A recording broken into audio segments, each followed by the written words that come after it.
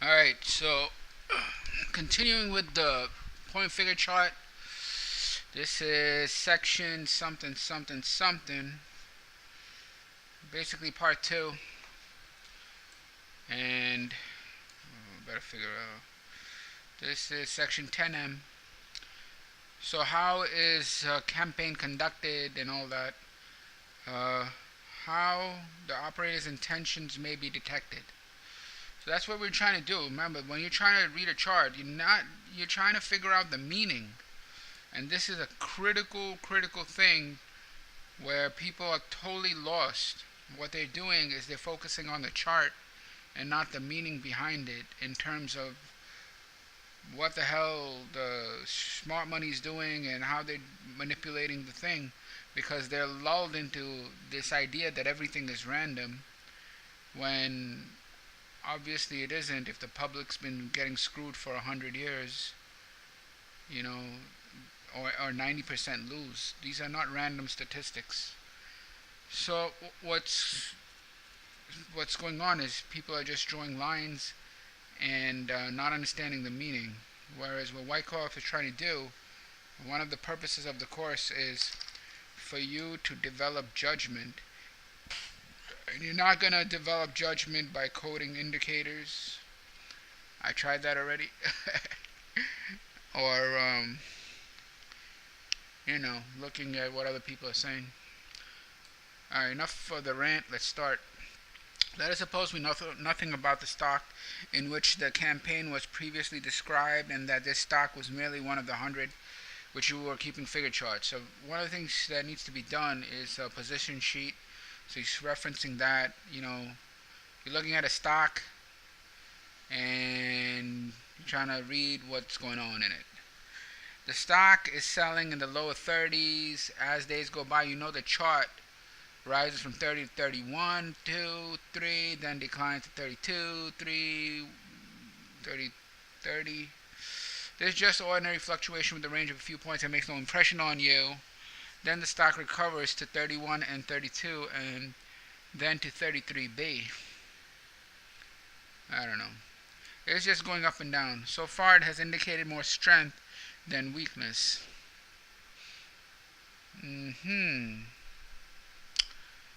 That is interesting. Not really, but it is now on the upper edge of the supply line 33, having come away from its supporting line 30. So what he's saying is going from 30 to 33. Let's see something. Fuck.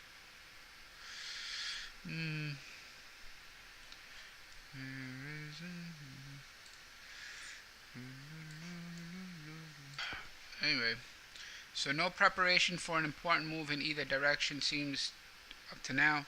The stock rises to 35, and that's, I guess, important because demand is greater than supply, as the stock's action on the figure chart has now attracted the attention. Why? Because it went from, come back down to 30, up to 35. As the stock action on the figure chart has now attracted the attention, you make up a vertical chart, so you may watch further development in detail. Obviously, you don't do that. Nowadays you just look at the bar chart or candle chart. Next, at E, it reacts 3 points to 32. After a rise of 5 points to 35, this reaction is a little more than halfway, which shows that pressure for the moment has turned to the downside. At 32 is about in the middle of its range, 30 to 35, and it now rallies to point 33, which brings the formation. Okay, this will clear if you draw a line diagonally from the second 30 out to the last 33, and from the top. I mean, I think he's doing some type of, what the, like some type of, some type of line like that. So it's fluctuated up and down and all that. So 30 to the last 33. Well, and from the top of 35 down to 33. So this again is like this. Boom, boom, boom, boom, boom.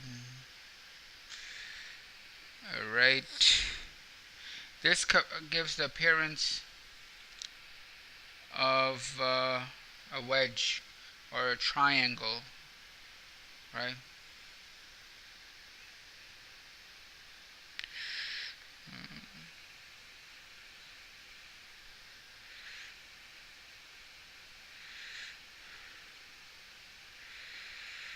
Anyway, it's some type of wedge, but I don't really think it's that meaningful right there.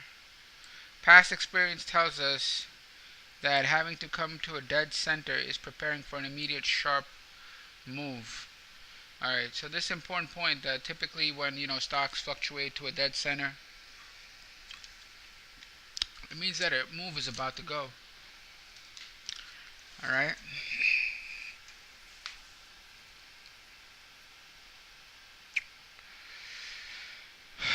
Alright, it's preparing for an immediate sharp move, which likely to be downward because volume shrinks on the weak rally from 32 to 33.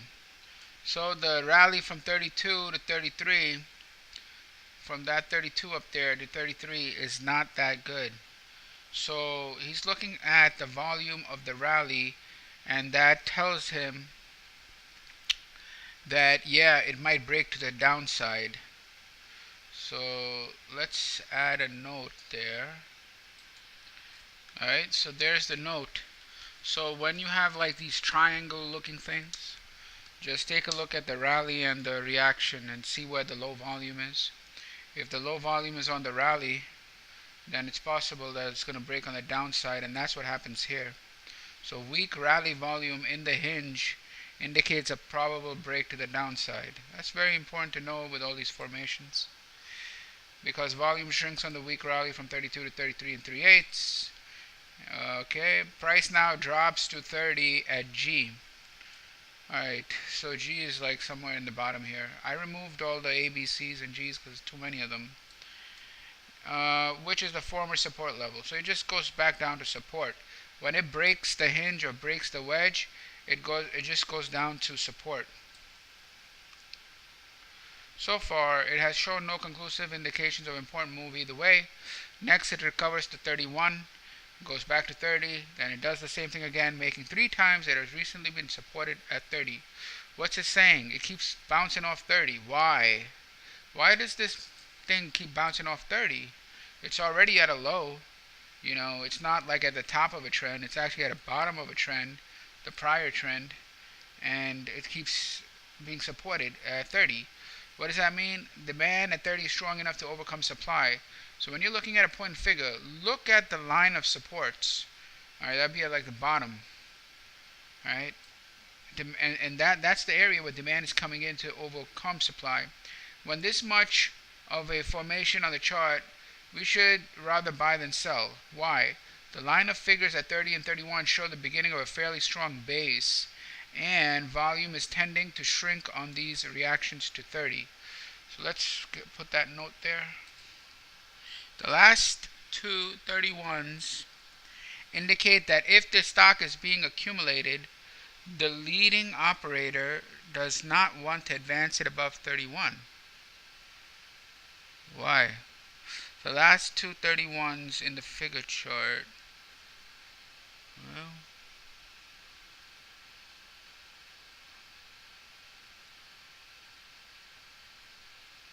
well, if his object was to sell the stock, he should have been glad to see it advance, because he wants to sell high. But when he continued on different occasions to stop it from going to 32, I think he's talking about this section after 33. Like it went up to 32, and went up to 32, and he doesn't want it to go up beyond 32. It will be either because he wants to buy all there is between 31 and 32, or he cannot stop it from going to 32 without losing too much stock. This is somewhat confirms our bullish interpretation of what appears in the chart so far. So right there, he's keeping it below 32. Now look at the figure chart formation.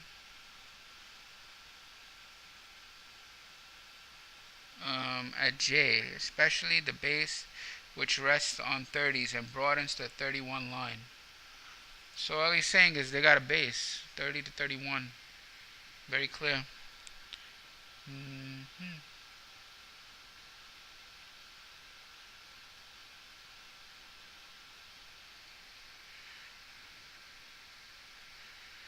So it's like it went to 33. He wants to keep it back down, keep it back down. So he wants to keep it in a narrow range. And he's saying that that's a bullish indication. Bullish indication, it looks like an indication of accumulation between a base in a narrow range. Anyway, this somewhat confirms our bullish interpretation. Now look at the full bullish charge formation. So the lines of 30 and 31 are very clear. The horizontal formations are very important. Not only do they show the levels at which support and accumulation take place on the downside, but they have corresponding value that help us discover distribution at the top of the swings. Observe that there are now 530s and 631s. Where are you seeing 5? Okay, 1, 2, 3, 4, 5. So he's up to here somewhere. Because I see more than 5. Alright, if we were to count the blanks in 31s, we would have some 31s. Past records prove that in many cases the number of times a figure is repeated on a base like this often indicates that stock will advance 7 points from 30. This is figured by adding the 2 blank spaces to the 530s.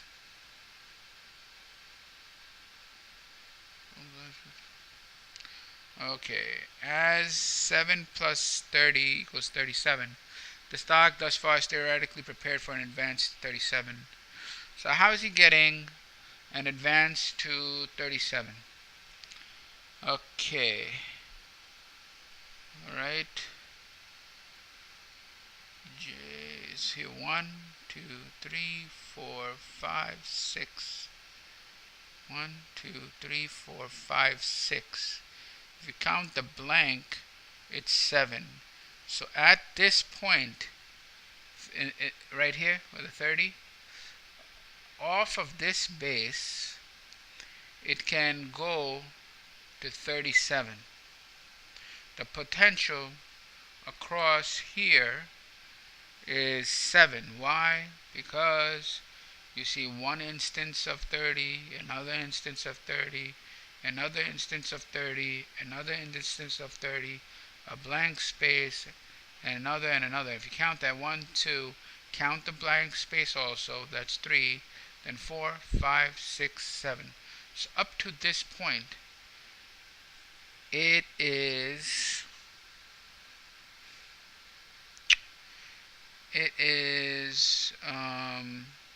its potential is 37. So later, if you include the rest of the base, it would be 8, 9, 10, 11. So it would be 41. Anyway, there's nothing sure about this. It is an indication which frequently enables one to calculate the rough distance, that is the number of points the stock should move in the expected direction. I have found it to possess great value. It's basically cause and effect. Everyone knows that. We now decide that someone is accumulating this stock for a rise of, say, 7 points. We must buy 100 shares for a trading turn at, say, 30 and a half at the small numeral 1 on the figure chart. Where this 1 is.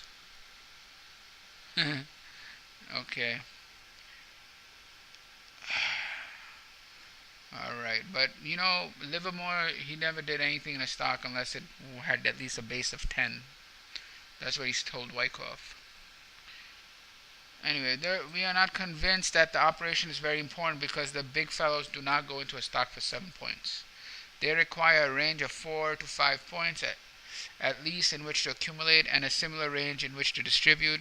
Hence, they don't have room to turn around and get a piece out of the middle of a move. It extends to about 15 points or more. So while we may have taken a little stock at 30.5 on strength of the showing made thus far, we watch for further developments. The stock does go to 32, then rising up 33. This is even more important. If the operator has bought all the stock he wants, it will go up. If not, it will go back down again. So it goes up to 33 here, and it goes back down. It's going back down from 33 because he wants to buy more. He throws over some of his long stock on the bulge to 35. What?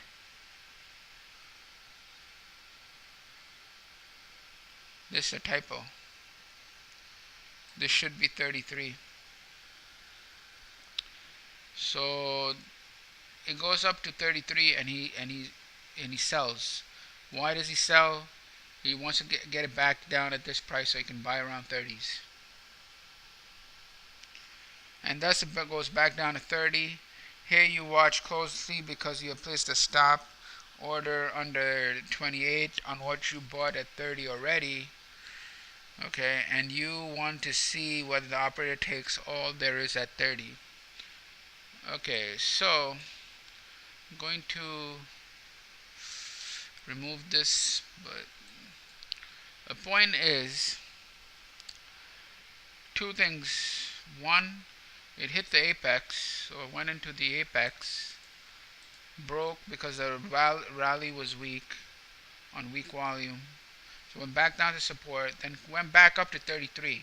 When it went back up to 33, he threw over more stock, getting it back to support. The whole point is to get all the float in this area of between 30 and 33. He's trying to get everything, so he wants to keep a narrow range so he can sell as much as possible in a small range. Alright? And the base at this point is only 7, so it's not big enough. So get it back down so it will become big enough.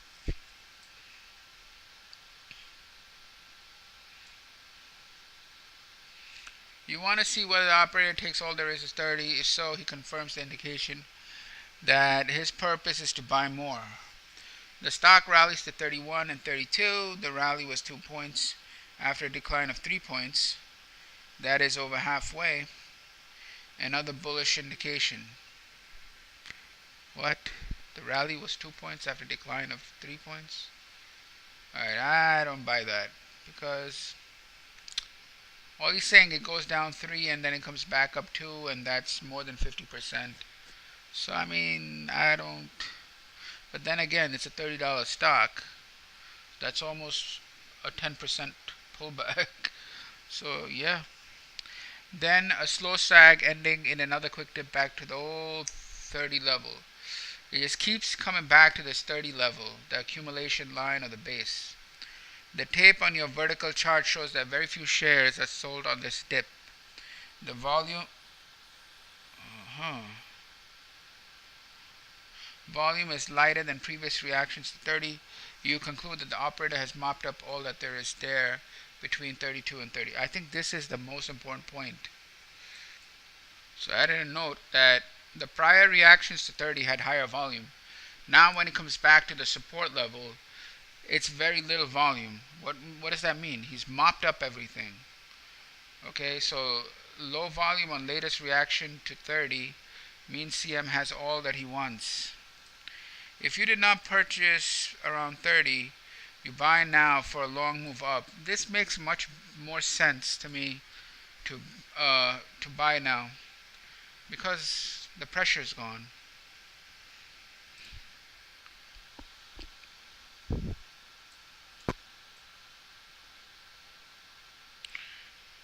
If you did not previously buy 30, then now you buy.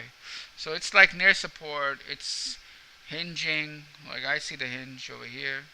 It's low volume on the reactions to support. Now it makes more sense. But anyway, this is the second time he mentions a long position. Alright.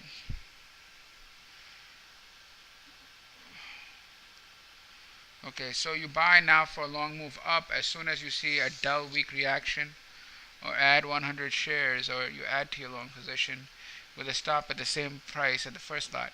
You now have succeeded taking a position close to the danger point, that is close to the lowest level at there's been support. Therefore, your risk is limited to the minimum. Moreover, the stock is on a springboard. So, uh-huh, uh-huh. And appears to have completed preparation for important advance. Now, if volume increases as the stock recovers, you will have final confirmation. Okay, so let's draw the springboard here. Fucking springboard.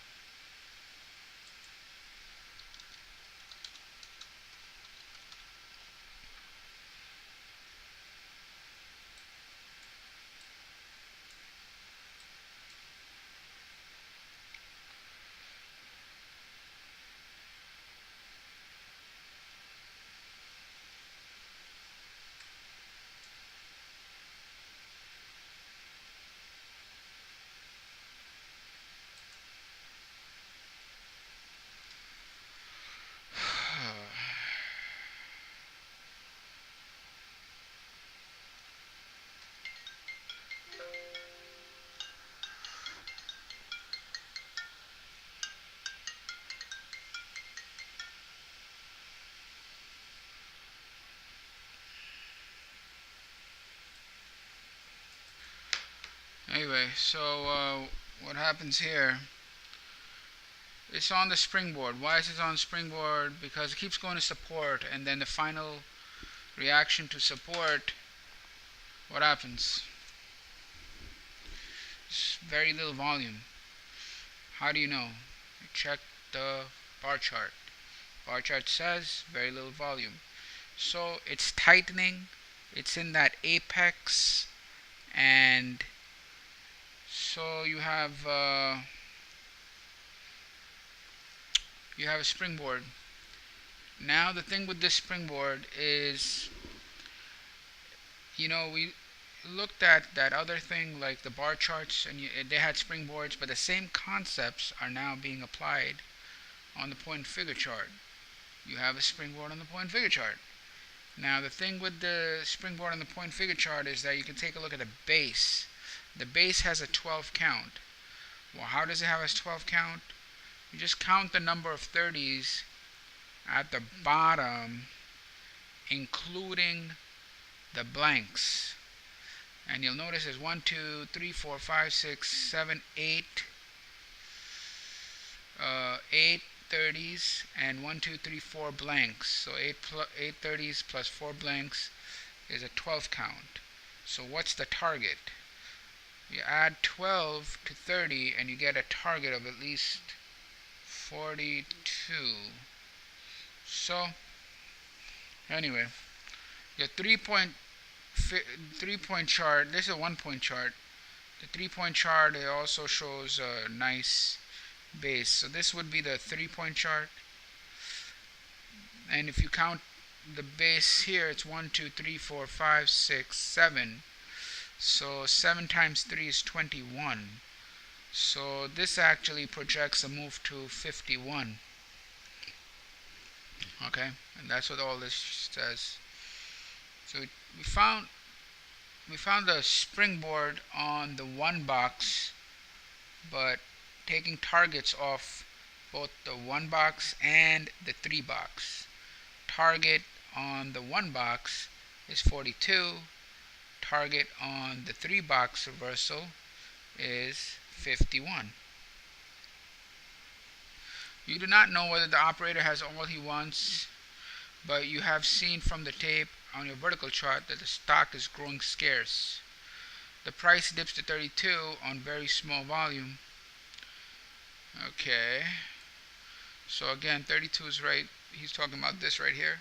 After the rally increases on heavier volume, it pulls back. This is the first pullback after the rally, and it's a low volume pullback. And snapbacks quickly now to 34. So 32 was a low volume pullback. Let's put that here.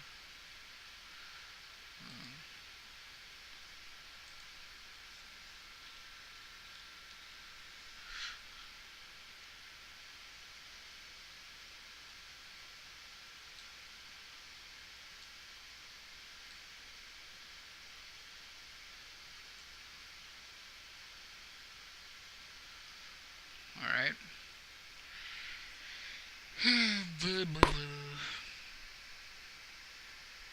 And the operator has raised his buying limits by taking what is there up to 34.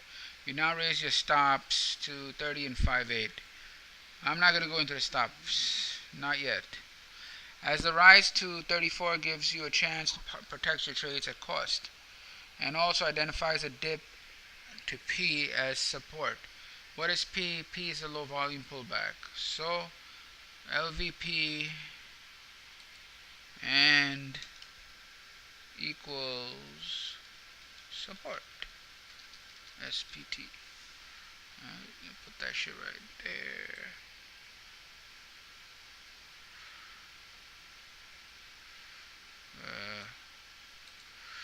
There you go. LVP and support. The operator next makes it react to 33. I guess it goes up again and then comes back down. After going 33 to 2, it goes up to 34, comes back down to 33. And when it rallies again at 34, he checks it and forces it back down to 33. Here's another buying point if you missed it before. Well, fine. You want to buy it again? Long number 3. LVP again.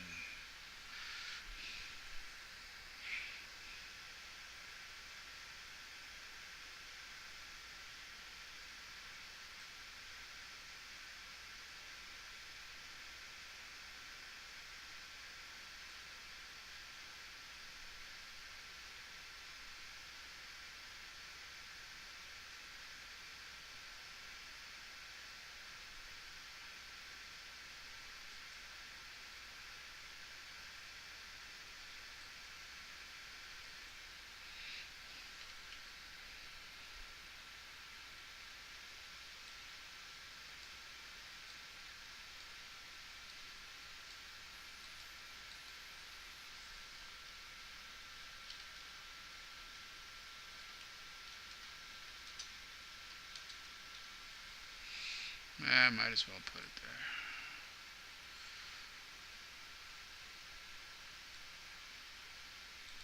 So here LVP support, stop goes to break even, and there again, when it goes up to 34, down back to 33, what do? You can establish a third one if you missed it.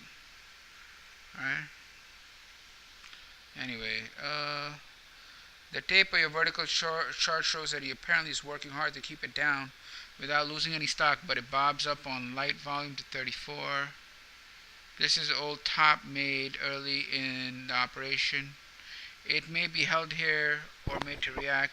You decide if it goes to 36, you will buy another 100 at 36. For that, it will go back on the springboard. Well, so I guess it's back on the breakout springboard. So right here is your resistance. And he's ready to buy it here.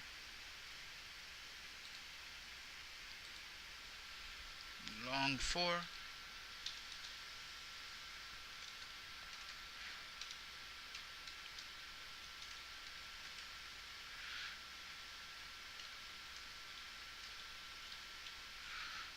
Alright. So this is a different type of springboard that he's talking about. Long number 4. It's on the breakout. He's ready to buy the up wave. And again, you see that his reasoning is he's going to buy the breakout here. For at that price, the stock will again be on the springboard for sharp markup, which should give you immediate action.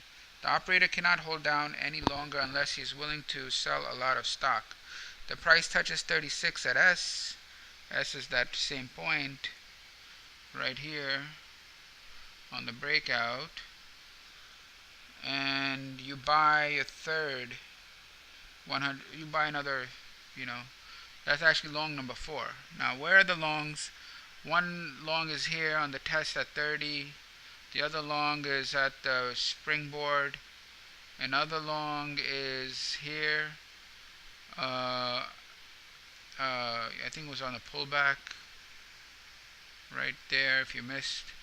Another opportunity is here on the breakout. So you can see he's actually buying in the range. And this is contrary to what most people believe about Wyckoff, or say don't buy in the range. I mean, clearly he's buying in the range. He's buying support. He's buying the springboard. He's buying the pullback in the range. And he's buying the breakout. The operator cannot hold the price touch 36 and blah blah blah. Because the stock has made resistance point on its reaction to around 34, you place your stop at 32 7/8 and raise your stop on the first 200. You're now long 300 shares at an average of about 33, counting buying and selling commissions, and the stock, judging by the chart, is in a beautiful position on increasing volume. It rises 3 points.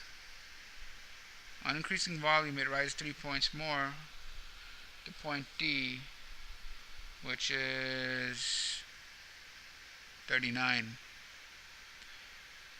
A halfway reaction from 33, which is normal. What are you talking about? Okay, so it goes from 39 down to 30. I think I have to put up here. So here, halfway back.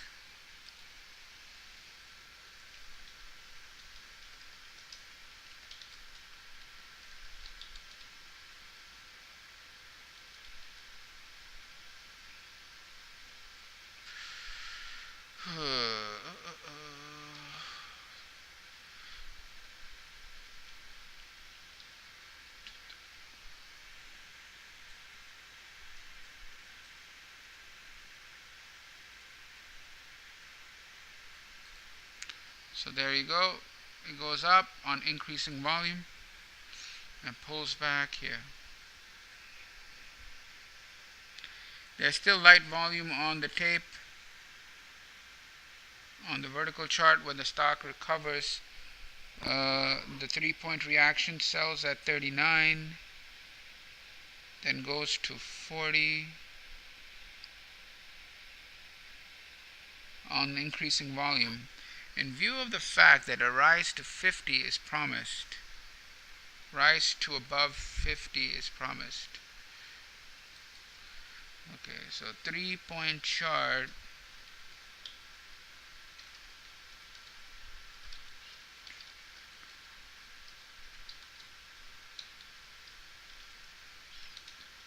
Rise to 51. So he's referencing the 3-point figure chart.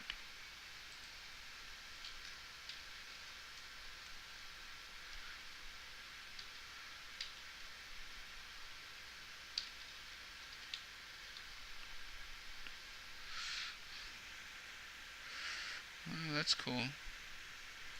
And that's pretty important language. If you say promises to go to 51.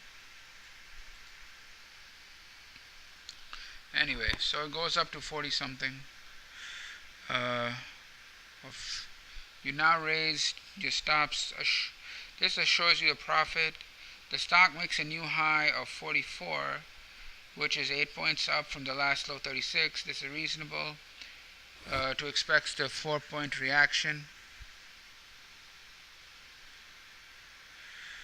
You do nothing, the reaction is only 2 points. This is an indication of further strength. Alright, so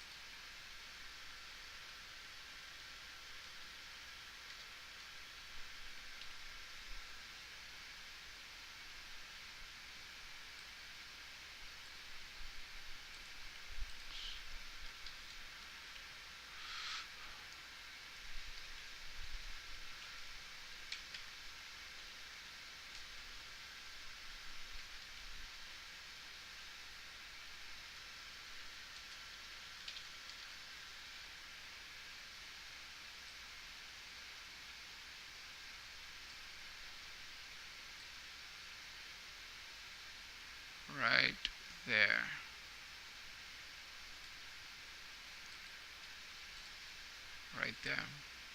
Less than halfway. 47. Shit.